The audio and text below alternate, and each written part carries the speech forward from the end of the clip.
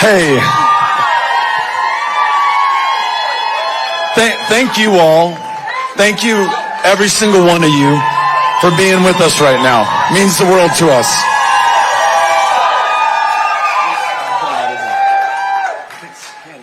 Yeah. I love you. I love you. I love you. I love you. Listen, let me, this may be one of the last times I get to talk in front of you all and, talk about this amazing thing that we have all done together over the course of the last year. Some of you over the course of the last 5 years. Some of you who have the misfortune of being married to me over the last 15 years. But we're all together here tonight, and I just want to begin by thanking each and every single one of you. You've been so amazing for us, with us, to us, for the duration of this, and I cannot thank you enough. And I want to begin by thanking my family. My mom, Melissa, I hope is still here. Where are you, Mom?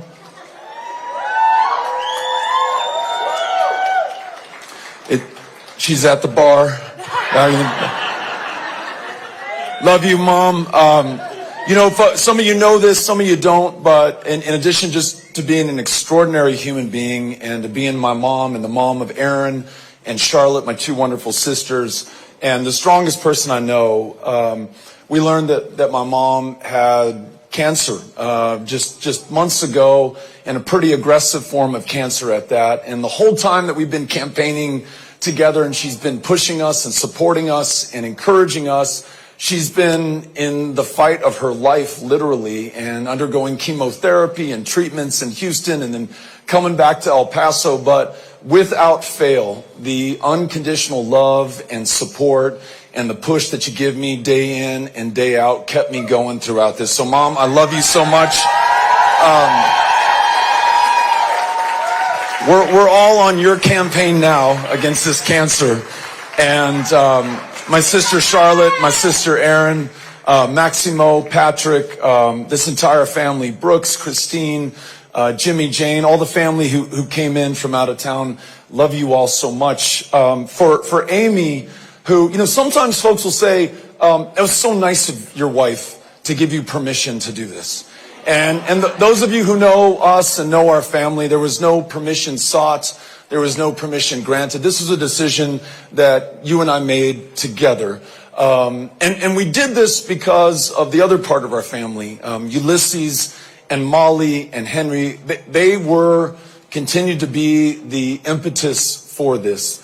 We know that at some point or other, we will face their judgment for what we do or what we fail to do at a moment of truth like this one.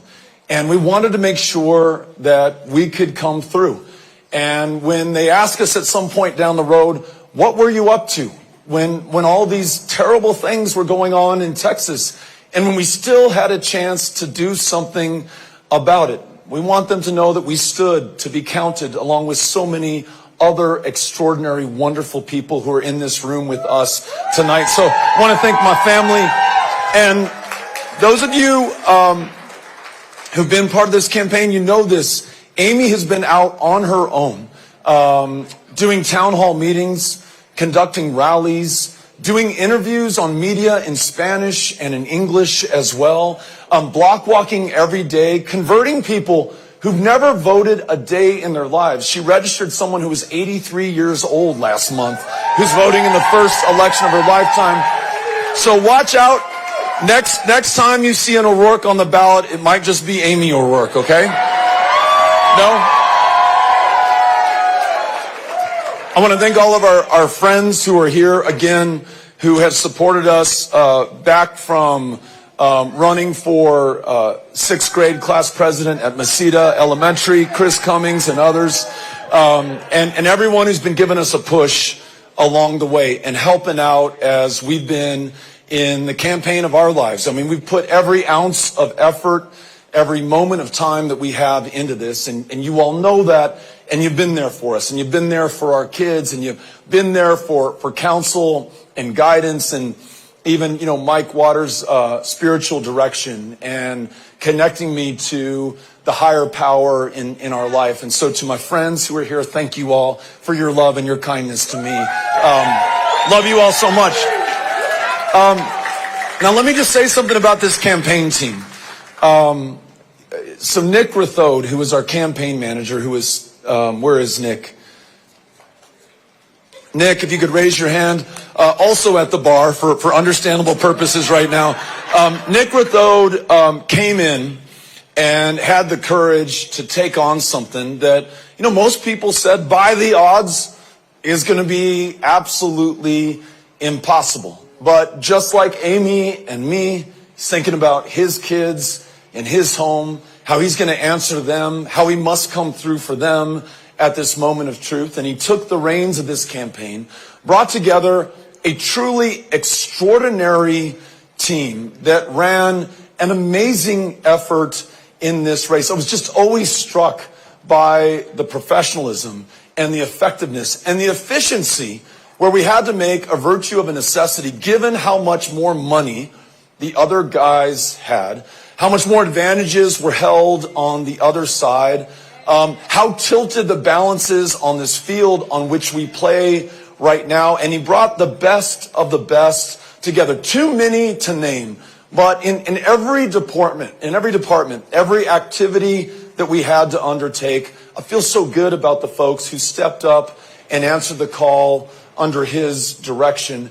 And in the truck I was traveling in, and I've been on the road literally, we got in the truck here in El Paso on November 15th, 2021. And we basically stayed on the road, with some exceptions back here in El Paso, every day since then. And in that truck, we had Chris Evans and John Grote, also known as the Hotties in the back, for those of you who follow them on social media. And in the co-pilot seat was Cynthia Cano, who has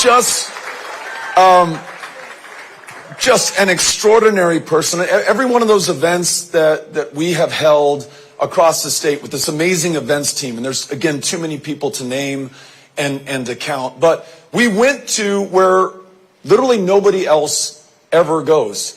We went to the places that everyone goes. We literally went everywhere.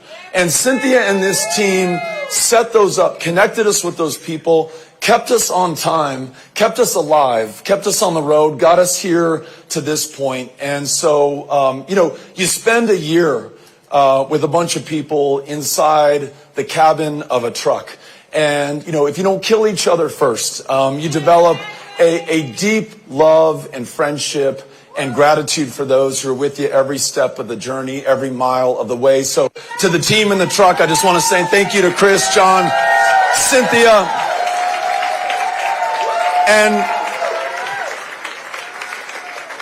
and then all of you, and every volunteer, every person who signed up for a shift to knock on doors, to make phone calls, to write letters. You all were part of the most amazing effort that I have ever been a part of, at least in my 50 years on this planet, and the most amazing effort I've ever seen in the state of Texas. And we've been part of some amazing efforts before, but this one really takes the cake. And you think about where we all were when we all made the decision to do this together. I mean, just the odds that we faced, for starters.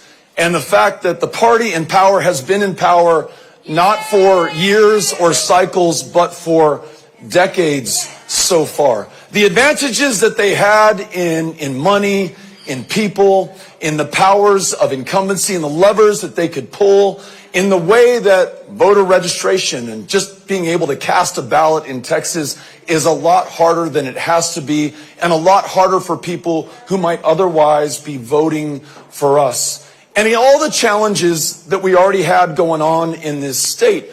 This democracy under attack, a grid that did not work, women's rights to make their own decisions about their own bodies, under attack here more than anywhere else. And, most people would look at that and just say, no thanks. And many did and came to that conclusion. But against all that, at a time when we could be tempted to give in or to give up, We all decided instead to give it our all. And that's what I think distinguishes us and defines us right now. Everything that we could possibly give to this, we gave to this. And I don't mean the candidate, and I don't mean the staff. I mean every single person who was a part of this campaign.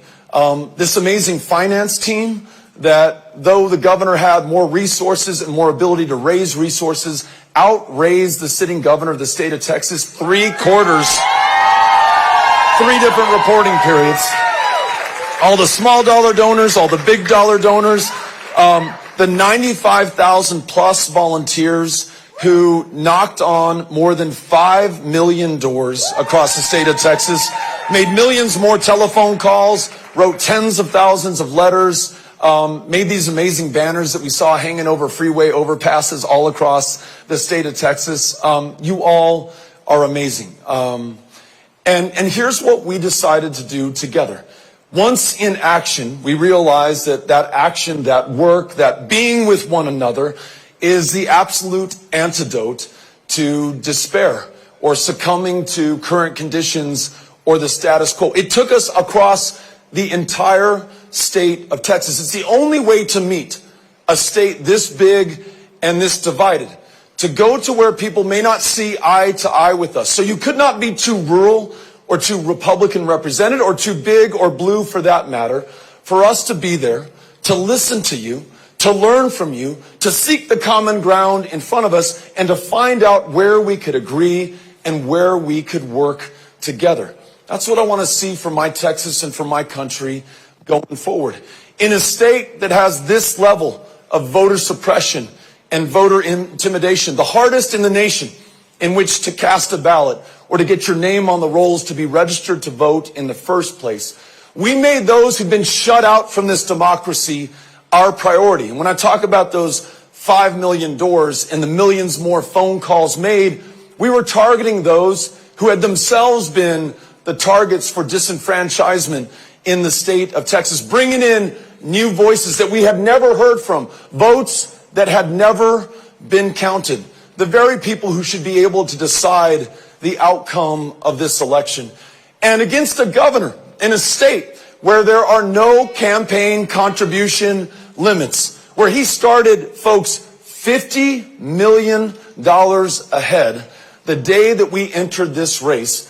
This team never gave up. Hundreds of thousands of people gave whatever they could, $5, $25, $50. And through this finance team, they were able to get people to give a lot more than that as well. And then we used those resources as effectively, as efficiently as we possibly could, knowing that we would never be able to outspend the incumbent, our opponent, but knowing that those resources were precious and we had to use them to get to those doors of those voters who otherwise we would never hear from in this election. In other words, all of us doing all we could with what we had, where we were, wherever we were across the state of Texas, the most awesome undertaking that I've ever had the pleasure or the honor to be with. And it brings us now to this moment where, after we have described to our fellow Texans the choice in this election, after some truly historic failures in this state over the last 8 years, we offered a vision, a Texas where every woman makes her own decisions about her own body and her own future and her own health care. A state where children don't have to fear going to school and being gunned down in their classroom and their parents having to identify them by the shoes that they are wearing.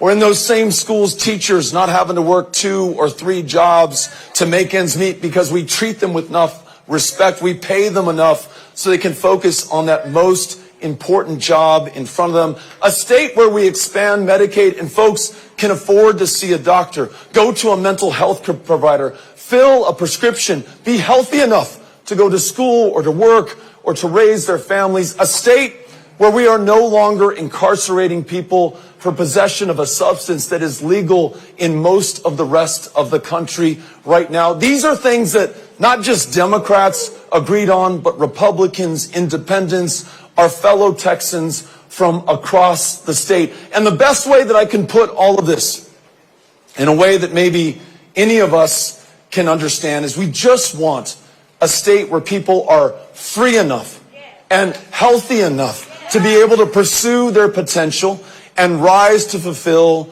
their true promise. A state where we are not defined or divided based on our differences, but find the common interest for the common good right here on the common ground before us. Well, that still is the Texas that I want to live in. That is the dream that I, and I hope all of us, will continue to pursue. I don't know what form that will take. I don't know what my role or yours will be going forward, but I'm in this fight for life.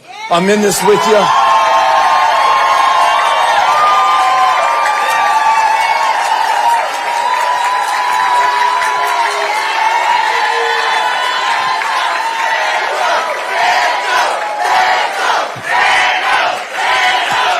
Thank you, man.